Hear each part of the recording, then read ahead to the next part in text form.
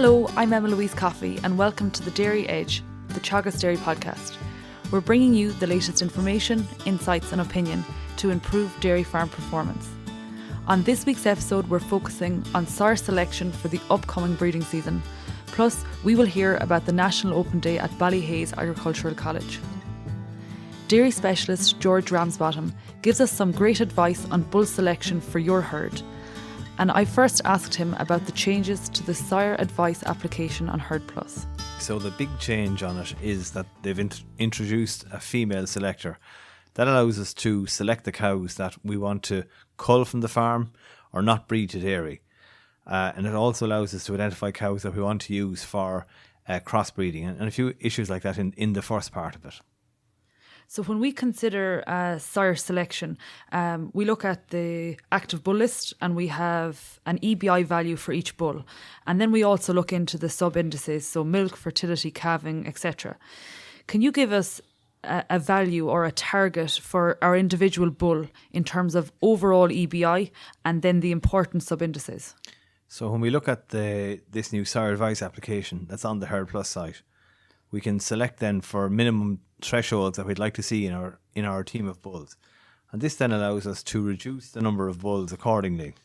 So if you look at some of the key traits in terms of overall EBI for an individual bull, we might select a target of, say, in the order of €220 as a kind of a threshold figure for what we'd like. If we looked at the milk sub-index, it's quite feasible to select a minimum sub-index of around 50 for milk, around 80 or 85 for fertility, a calving sub-index of around 30 or greater, and the health sub-index, we'd like to see it positive, a maintenance sub-index for the individual bulls of, say, greater than 10 or so. And then when we consider our team of bulls, we focus on the individual, but now what should we target for the team? So for the team then of bulls that we're going to select, we'd like to see team averages in the order of 270 or greater for EBI, for calving sub-index around 40. Maintenance, we'd like to see it greater than 20 anyway at this stage. And I'll talk about that a little bit more in a minute. And for health, we'd like it to be positive and ideally maybe more than 5 or 6 euro. And the reason we'd like the health sub-index to be positive and greater than 5 or 6 euro is because cows are now lasting longer. They're more fertile than they were in the past. And when they last longer, the greater the genetic resilience for health traits, the more healthy they'll be throughout their lifetime in the herd. And like you put a great emphasis on fertility. You mentioned 80 to 85 for your individual bull and then about 120 for your team. And we have seen in the past, say, for example, with the next generation herd, a high fertility sub-index, drives high fertility. Why is that important in herds? So there's an old adage that says, if you want to breed for milk, select for fertility. And there's a reason behind that. In spring calving herds, we want cows to calve early in the calving season. So they need to be highly fertile. If they calve early, we'll get more days in milk out of them. And if we get more days in milk out of them, we'll get more milk solids from them as well. So the more fertile a cow is, the more compactly and earlier she'll calve and the more milky she'll be. So that's a key driver in spring calving herds. So previous work I've done looking at spring calving herds would suggest that a fertility sub-index of around 80 to 85 in the individual cow for herds producing 450 to 500 kilos of milk solid is where we'd like to see it. So when have a target of 80 or 85, we need to select bulls typically that are higher than that in the team of bulls that we choose to ensure that all the daughters are 80 to 85 euro for fertility sub-index that are coming through the herd over the next number of years. And I guess where we have the more fertile herds and the cows calving earlier within the calving season, they're going to remain in the herd for longer and we're going to see mature yields and we're also going to see greater lifetime yields from the cows. When we looked at the data from these spring calving herds as it did in the past, we found that cows that calve from the 1st of April on are twice as likely to be culled at the end of the breeding season. And that stands to reason because basically they have fewer days between when they calve and when the bull is removed from the herd. So the shorter the interval between calving and the end of the breeding season, the less likely they are to calve down the following year, and they're twice as likely to be empty. So it's a big driver of infertility in dairy herds. And another trait that you mentioned is maintenance. And you have completed some analysis linking maintenance to the live weight of cows. Can you explain that, George? Okay, so it might seem counterintuitive, but one of the things we know is that the higher the maintenance subindex for a cow or for a bull, the lighter that animal is likely to be when it's a mature animal. And this is because that a higher maintenance subindex is associated with more profit, and more profit means less feed needed to maintain the animal. So when we looked at a database of around 30,000 cows that went through the marts over a period of about 2 years, and we adjusted it back to a third calving cow in mid-lactation and looked at their live weights. And what we found is that a maintenance subindex of around 0 for those animals, these are third calving cows, is associated with a live weight of around 625 kilos. So a maintenance subindex that's minus 20 euro is associated with a cow in third lactation of around 700 kilos. So these are really large animals. And if they're plus 20 kilos, it's about 550 kgs.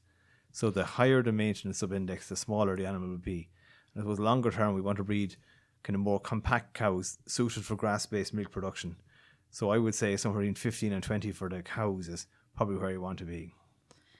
And moving on then, finally, fertility and milk make up the highest proportion of our EBI. If we're looking at milk in terms of our bulls that we're selecting, what are the traits within the milk subindex we should focus on? Yeah, so the first thing is to look at the subindex itself. And the first thing we want to see that the milk subindex is higher than the herd average. So typically herds are around 20 euro nationally. So if we select bulls that are 40 or 50 euro for milk subindex, we're going to hopefully increase our profitability from the milk that's in there. Typically, what we'd like to see is no big increase in the volume from those bulls, but large increases in the kilos of solid that you select for. So positive for fat and protein kgs, similar at least in terms of milk volume kgs. So if it's 0 kgs for the herd, you maintain 0 kgs for the volume of milk that you produce, but look for large increases in fat and protein kgs. That will give you bigger yields of milk solid in the next generation of heifers. And would you focus on fat percentage and protein percentage, or are they of less importance than kilos? If you maintain the volume similar to your herd average and increase the kilos, well, then the percentages are going to increase as well. And when we look then, we might just go back to the team of bulls. We've talked about the euro value, but there's a greater emphasis now on picking a bull team rather than just selecting 1 or 2 individual bulls from the active bull list. Can you give me a guide in terms of the ideal number of bulls for dairy herds depending on herd size? Okay, so we pick a team of bulls to increase the team reliability, because a lot of the bulls that are now available to us are not as reliable as they used to be in the past. This isn't a negative thing, this is a positive thing, because it means we're increasing the rate of genetic gain typically on our farms. And the big mistake that people have been making over the last number of years is, while they picked up the message on EBI, they've failed to pick up the message to use the bull team evenly, and there's over-reliance on individual bulls.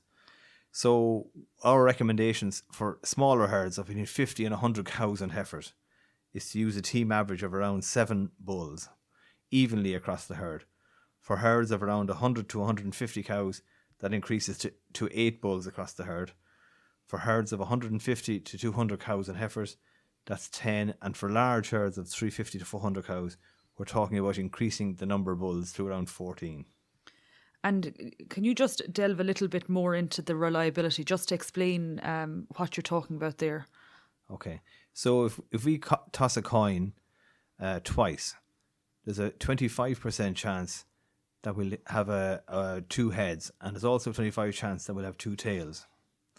If we toss it 4 times, our chances of 4 heads or 4 tails is about 16%. So the greater the number of bulls we use in a team, the lower the risk of the team falling.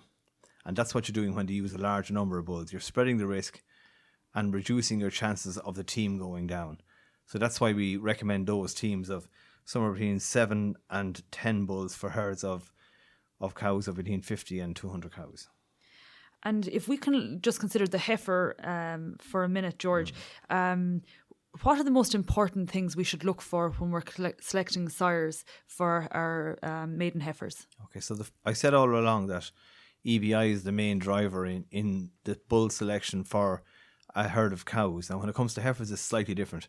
The most important thing with the heifer, the first calver on your farm, is that you select bulls that are easily calved.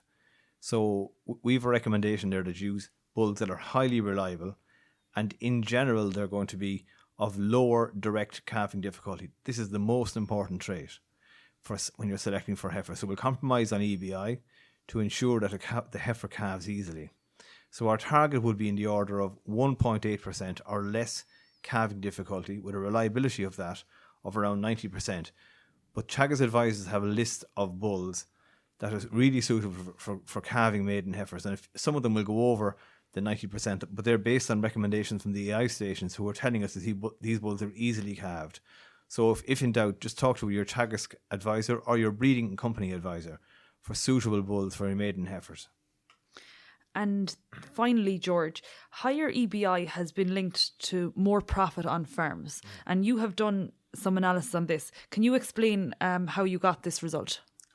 So we looked at data from 2,500 herd years, and this was from the period 09 to 11. And what we looked at there was how herd EBI changed. So for every €1 increase in herd EBI, the Moorpark model would have suggested to us that it was equivalent to an increase in profit per cow of €2. What our analysis using commercial farm data was that in that early data set, it increased profitability by €1.92 per EBI. So it's actually coming very, very close to the €2 profit that was projected. We've since updated that database with data from 12 to 14, a much larger set of data, and we're finding it's very similar. It's coming in at €1.94 per 1 EBI increase. So it's doing what it says in the tin. EBI is lifting profit per cow by around €2 per 1 EBI increase, and which is why it's so really important to choose teams of high EBI bulls. And where is that €2 coming from? What's that manifesting itself in? So about a third of it's coming from milk, about a third of it's coming from fertility, and the rest of it's coming from a variety of traits that are included in EBI. So George, some AI companies have bull teams for, say, a grass-based type farmer. Can you make a comment on that? Yeah, so some of the commercial AI companies have teams of bulls available for different reasons: easy calving, grass-based, high input type. And those teams are really suitable for you to use. And I've looked over some of the teams that are available to us, and I'd be happy enough that in general the teams do what they say in the tin and are going to deliver extra profit to dairy farmers. So they're worth having a look at when you're selecting bulls or choosing teams for your herd. Thank you, George. You're welcome, Louise. Next week, Ballyhaise Agricultural College will host a National Open Day. Donal Patton is here to tell us more. Yeah, so I suppose the main theme of the Open Day really is looking at resilient farm systems. So what we'll be looking at, there's 5 main boards that will be sort of focusing on that. So it's really focusing on the core principles. So really, when you break it down, it's going to be grass, sort of breeding and genetics. So we're going to have a board, I suppose, an introduction board, maybe to give people a flavour of Ballyhaise, what we're about, and some of the I suppose the herd performance to date. That'll be the first board. Then we're going to have one basically on breeding the cow of the future. So looking at both breeding management, which would be fairly topical for the time of year, and also genetics. Then we have a board on rearing the cow of the future, so looking at basically calf rearing, heifer rearing the whole way up, and calving pattern for the heifers. And then we have a board basically on grass, so looking at what are the key things we need to focus on grass. We'll also have a grass demo that would be focusing in on, I suppose, pre-grazing covers, post-grazing heights, and also levels of damage. So looking at some plots that have been pretty heavily damaged versus ones that have been well managed and not damaged. And then on top of that, we'll also have a board looking at the current trial. So the trial has been running for the last, that started last year and will run for the next 2 years, is basically looking at extended grazing systems versus the more conventional systems. So we'll have details and updates on that from the first year results and also what the plans are going forward. And I suppose finally then, Donal, you have a forum in the afternoon. What should we expect from the forum? Yeah, so I suppose this is something new, Louise, in terms of open days here. We've never tried it before, but basically we've got an indoor session and it'll be kind of a panel discussion. And the theme of that is really about making farming more enjoyable for all involved, whether it's the person who owns the farm or for people working on your farm. So we've got 3 excellent speakers, farmer speakers who are all farming within the region at different scales.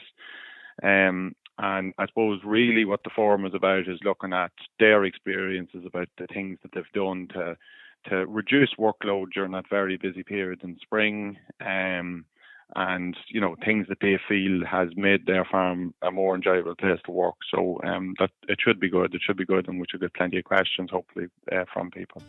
That's it for this week's episode of the Dairy Edge podcast, and my thanks to George Ramsbottom and Donal Patton for joining me on this week's show. Don't forget to subscribe on Apple Podcasts, and for more information go to the Teagasc website at teagasc.ie. I'm Emma Louise Coffey, and join me next time for your Dairy Edge.